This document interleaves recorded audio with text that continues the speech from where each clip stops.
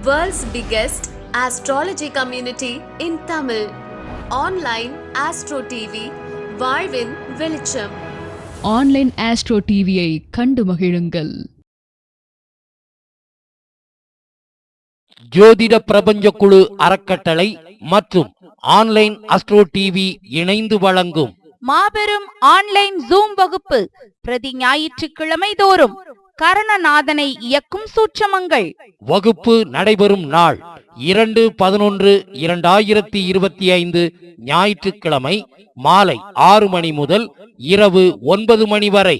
வகுப்பு கட்டணம் ரூபாய் 500 மட்டுமே.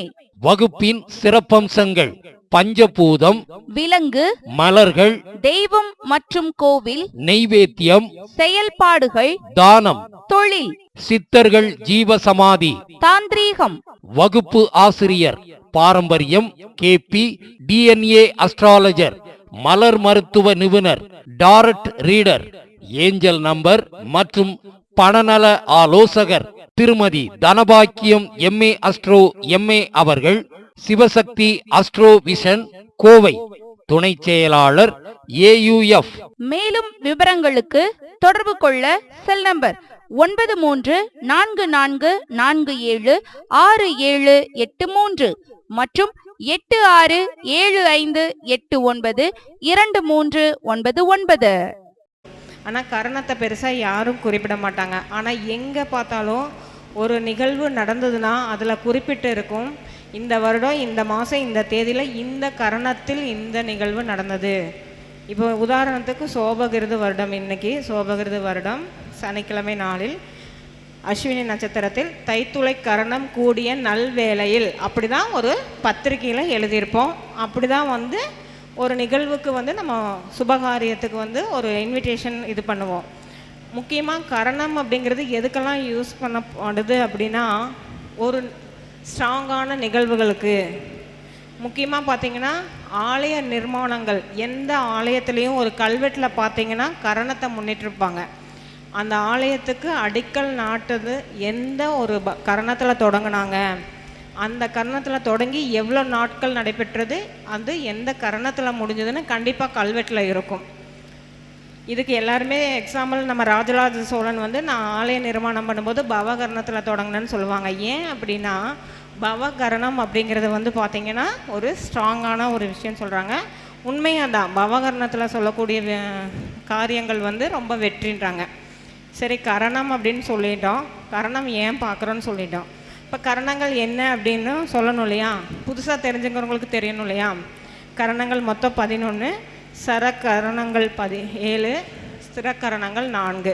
இந்த சரக்கரணங்களை சுபகரணம்னு சொல்கிறோம், சுப காரியங்களுக்கு உபயோகப்படுத்தலாம் அப்படிங்கிறோம். ஸ்திரக்கரங்கள் அப்படின்னு 4 சொல்லுவோம், அதை ஒரு சில விஷயங்களுக்கு மட்டும்தான் பிரயோகப்படுத்துவோம். கரணம்னா என்னங்க, திதியில் பாதி தான் கரணம். அப்போ இந்த சுப கரணங்கள் எதுக்காகலாம் யூஸ் பண்ணுறோம் அப்படின்னா, ஒரு கல்வி சார்ந்த விஷயங்கள், ஒரு வீடு கட்டணும், ஒரு சுப காரியம், இல்லை ஒரு குழந்தை பேருக்காக ஒரு ட்ரீட்மெண்ட் எடுக்க போகிறாங்க, இல்லை எந்த ஒரு சுப நிகழ்வுகளுக்கும் சுப கரணங்கள். அசுப கரணங்கள் குறிப்பிடக்கூடிய சில கரணங்களில் சுபமும் இருக்குது. என்ன அப்படின்னா, முக்கியமான விஷயம் மருந்து எடுத்துக்குவாங்க நோயாளிகள், மருந்து சாப்பிட்றதுக்கு. அதே மாதிரி மந்திர ஜபங்கள், தீர்த்த யாத்திரை, சில விஷயங்கள் வம்பு வழக்கு பிரச்சனைகள் தீர்க்கறதுக்கு, இந்த மாதிரி விஷயங்களுக்கு இந்த சில கடைசியாக கொடுத்துள்ள ஸ்திரக்கரணங்கள் எடுத்துப்பாங்க. ஸ்திரக்கரணங்களை பொறுத்தளவு எல்லாமே என்ன சொல்லுவோம், சரியா இல்லை அப்படின்னு சொல்லுவோம். இதில் கரணங்கள் பார்த்துடலாம் நம்ம. பவகரணம், பாலவ கரணம், கௌலவ கரணம், தைத்துளை கரணம், கரசை கரணம், மணிசை கரணம், பத்தரை கரணம். இந்த பத்தரை கரணத்தில் பின் பாதின்னு சொல்லுவோம், அதாவது தேய்பிரையில் விஷ்டி கரணம்னு சொல்லுவாங்க. இந்த விஷ்டி கரணம் அப்படிங்கிறது சில நாளிகைகள் இருக்கும். இதில் யார் பிறந்திருக்காங்களோ அவங்க கையில் நம்ம விபூதி வாங்கினோம்னா தீராத நோயும் தீர்க்கப்படும். இந்த பத்தரை கரணத்துக்குரிய விஷயமே அதுதான். ஒரு விஷயம் இன்றைக்கி நடந்த நிகழ்வு, நான் கரணத்தை பற்றி பேசுகிறேன். நான் பத்தரை கரணம். இன்றைக்கி புதுசாக இந்த நிகழ்வுக்கு என் கூட 2 பேர் ட்ராவல் பண்ணாங்க. அவங்க 2 பேருமே பத்தரை கரணம். எனக்கு இங்கே வந்ததுக்கப்புறம் தான் தெரியும். அப்போ கரணத்தை பற்றி பேச போகிற எனக்கு அங்கேயே பிரபஞ்சம் உணர்த்திருச்சு, என்னோட ட்ராவல் பண்ணவங்க பத்தரை கரணம் அப்படின்னு. இன்றைக்கி ஒரு நிகழ்வு இங்கே நடந்தது. எனக்கு புதுசாக ஒரு பதவி கொடுத்துருந்தாங்க. அந்த பதவி ஏற்ப விழாலேயே நான் சொன்னேன், இன்றைக்கி அஸ்வினி நட்சத்திரம் போயிட்டுருக்கு, கேது தான் என்னோட கரணநாதன்னு. எனக்கு பொன்னாடை போத்தும்போது கூட இருந்தவர் அஸ்வினி, இன்னொருத்தர் மூலம், அவங்களும் கேதுவின் சாரம் பெற்றவங்க. அப்போது இந்த கரணம் எந்தளவுக்கு நமக்கு கரெக்டாக இருக்குது, கரணத்தை பற்றி பேச போகிற விஷயங்கள் எவ்வளோ உண்மைங்கிறது பிரபஞ்சம் கொடுக்குது இல்லைங்களா? இப்போ கரணத்தை ஏன் நம்ம வந்து வழிபடணும், கரணநாதனை ஏன் வழிபடணும், கரணத்தை ஏன் முன்னிட்டு செய்யணுங்கிறதுக்கு இதெல்லாம் உதாரணம். சரி, நம்ம டாபிக் வருவோம். இப்போ கரணம் அப்படின்னு சொல்லியாச்சு, கரணங்கள் வகைகள் சொல்லியாச்சு. இதில் பவகரணம் அப்படிங்கிறோம். இப்போ பவகரணம் அப்படின்னா அதுக்கு அதிபதி யாருங்க? செவ்வாய். விலங்கு நம்ம சிங்கம் சொல்கிறோம். தேவதையாக வந்து லட்சுமி நரசிம்மர் நாமக்கல்னு சொல்கிறோம். இது மட்டும்தானா? ஏன் வந்து இதில் நிறையா பேர் சொல்லுவாங்க ஃபோட்டோ வச்சுக்கோங்க, வீடியோ பாருங்க அப்படின்னு, அது அவங்களோட இது. ஆனால் உண்மையாகவே அந்த பவகரணத்துக்கு அதிபதியான செவ்வாயோட மூல மந்திரத்தை, செவ்வாயின் மூல மந்திரத்தை ஜபம் பண்ணணும். ஏன் அப்படின்னா கரணம்ன்றது காற்று தத்துவம். அதே மாதிரி கரணம் ஒருத்தருக்கு சரியில்லை அப்படிங்கும்போது அவங்க வந்து கரணத்துக்கு அதிபதியாக நம்ம யாரை சொல்கிறோம்? சனி பகவானை சொல்கிறோம் இல்லைங்களா? அப்போ அந்த சனி வலிமையாக யாரெல்லாம் இருக்காங்களோ, யாரோட ஜாதகத்தில் இருக்கோ அவங்களோட ட்ராவல் பண்ணி அந்த கரணநாதனை வழிபாடு பண்ணினாங்க அப்படின்னா அந்த கரணம் செயல்படும். சனி வலுவாக இருந்தாவே போதும். அதே மாதிரி செவ்வாய் அப்படின்னு சொல்லிட்டோம் பவகரணத்துக்கு, அதுக்கு வந்து பரிகாரங்களாக விலங்கு, தெய்வம் அதெல்லாம் இருக்குது, அதிதேவதை. இந்த செவ்வாய் கெட்டு போச்சுன்னா அதுக்கு என்ன பரிகாரம் பண்ணணும்? செவ்வாய் லக்ன ரீதியாக எந்த பாவத்தில் நிற்கிறார், எந்த நட்சத்திரத்தில் நிற்கிறாருன்னு சொல்லி பார்க்கணும். அதுக்குரிய வாழ்வியல் பரிகாரங்கள் நமக்கு முன்னால் தான் கோல்டன் ரூல்ஸ் பேசிட்டு நம்ம தலைவர் அமர்ந்தார். அவர் சொன்ன மாதிரி இப்போ செவ்வாய்னா என்னங்க? செவ்வாய் சரியில்லாத பாவத்தில் இருக்குன்னா ரெட் கலர் செவ்வாயா, ரெட் கலர் ரிப்பன் வெட்டலாம். செவ்வாய்னா துவரம் பருப்பு சொல்லுவோமா? செவ்வாய்னா உறவில் யாருங்க? சகோதர சகோதரிகள், இரத்த உறவுகள். இரத்த காரகன்னு சொல்கிறோமா? அப்போது இரத்த தானம் செய்யலாம்.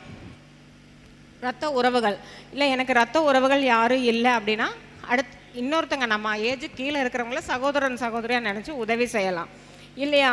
இரத்த வங்கிகளுக்கு போய் நம்ம டொனேட் பண்ணலாம், டொனேட் பண்ணுறவங்களுக்கு ஹெல்ப் பண்ணலாம். செவ்வாய் அப்படின்னா காவல்துறைன்னு சொல்கிறோம். காவல்துறையில் வேலை செய்கிற கடைநிலை ஊழியர்களுக்கு கூட நம்ம உதவி செய்யலாம்.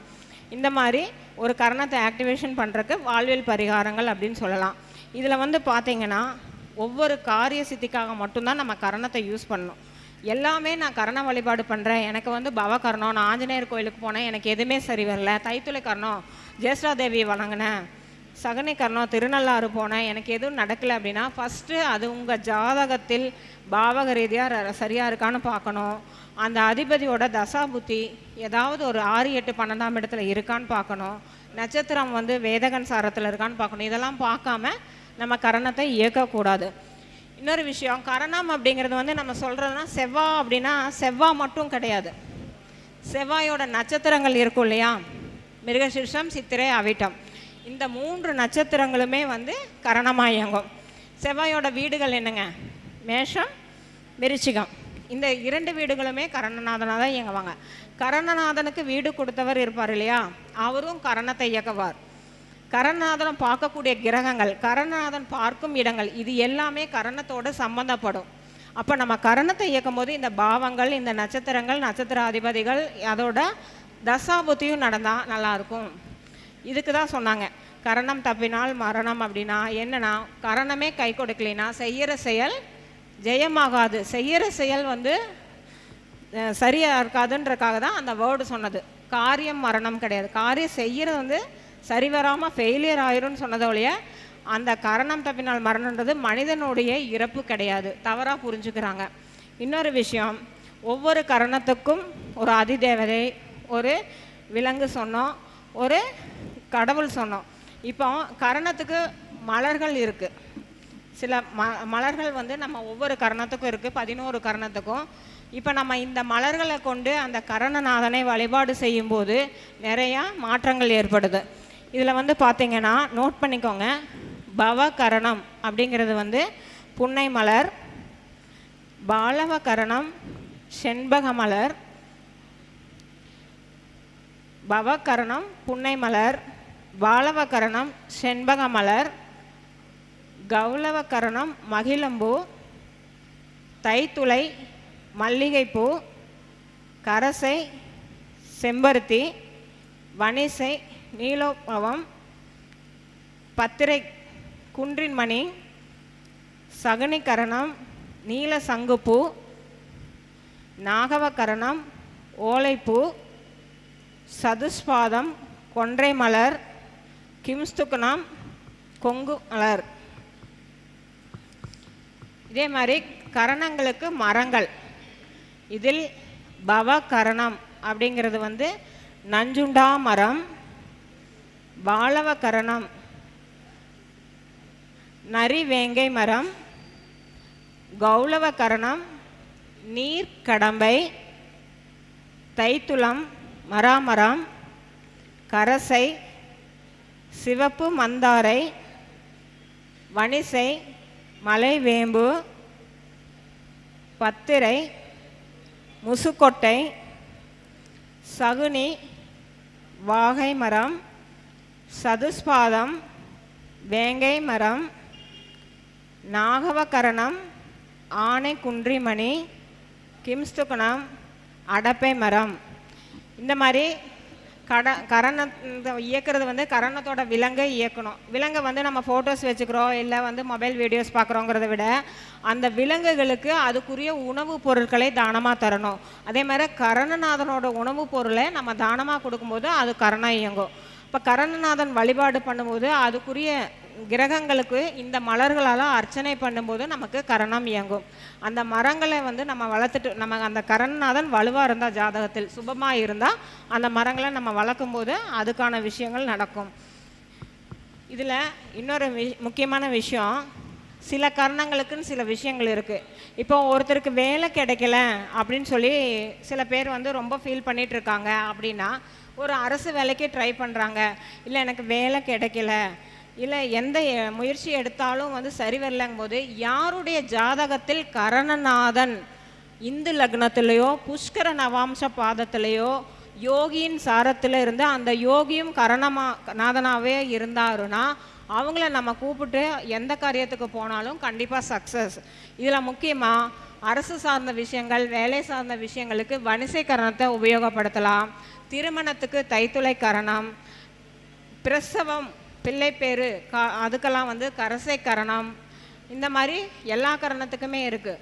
ஒருத்தர்கிட்ட ஒரு பிரச்சனையை பேசி தீர்க்கணும் அப்படின்னா நாகவ கரணத்தில் போய் செய்யும்போது, நாகவ கரணத்தினுடையவங்களுக்கு வந்து நம்ம கூட்டிகிட்டு போய் செய்யும்போது அந்த பிரச்சனை சரியாகும். ஒரு மருந்து மாத்திரை சாப்பிட்ணும், இல்லை புதுசாக ஒரு கல்வியை கற்றுக்கணும், ஒரு மந்திர பிரயோகம் பண்ணணும் அப்படிங்கும்போது கிம்ஸ்துக கரணம், பத்திரை கரணம், சதுஷ்பாத கரணம், இந்த 3 நபர்களுக்கும் அவங்களோட கரணநாதன் ஜாதகத்தில் வலுவாக இருந்து சில பேருக்கு லக்னமாக கூட அதுவே இருக்கும். இவங்களோட நம்ம ட்ராவல் பண்ணும்போது கண்டிப்பாக அதெல்லாம் சக்ஸஸ் கொடுக்கும். அப்போ நம்ம இந்த கரணத்தை ஆக்டிவேஷன் பண்ணியிருக்கோம். இப்போ வந்து இது எவ்வளோ தூரம் நமக்கு சக்ஸஸ் கொடுத்தது அப்படிங்கிறதுக்கு நமக்கு எப்படி தெரியும்? பவகரணம் நாமக்கல் லட்சுமி நரசிம்மர் கோயில் போக சொல்கிறீங்க, பவகரணம் போகிறேன். தைத்துளை கரணம் ஜேஷ்டா தேவிக்கு தைத்துளை கரணத்தில் போகிறேன். பத்திரை கரணம் திருச்செந்தூர் போகிறேன். எனக்கு கரணநாதன் எனக்கு ப்ளஸ் பண்ணுறாருன்னா எனக்கு எப்படி தெரியும்? இந்த கேள்வி வரலாம் இல்லையா?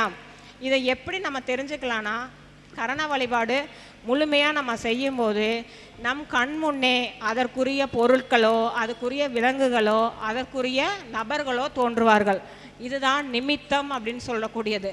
கரணநாதனை நான் எப்படி இன்னைக்கு கரணத்தை பற்றி பேசும்போது எனக்கு அறிமுகமே இல்லாத 2 நபர்கள் என்னோடு பயணித்து இன்று அதுவும் பத்திரை கரணத்திலே வந்தாங்க. இது எனக்கு சக்ஸஸ் தானே. அதே மாதிரி பார்த்தீங்கன்னா இன்னைக்கு தைத்துளை கரணம், இன்னைக்கு தைத்துளை கரணம் அப்படிங்கிறது நம்ம தலைவர் இன்னைக்கு தைத்துளை கரணம் தான். அவருக்கு பார்த்தீங்கன்னா இப்போ 2 ஃப்ரெண்ட்ஸ் ஃபோன் பண்ணாங்க, அவங்களும் தைத்துளை கரணம்.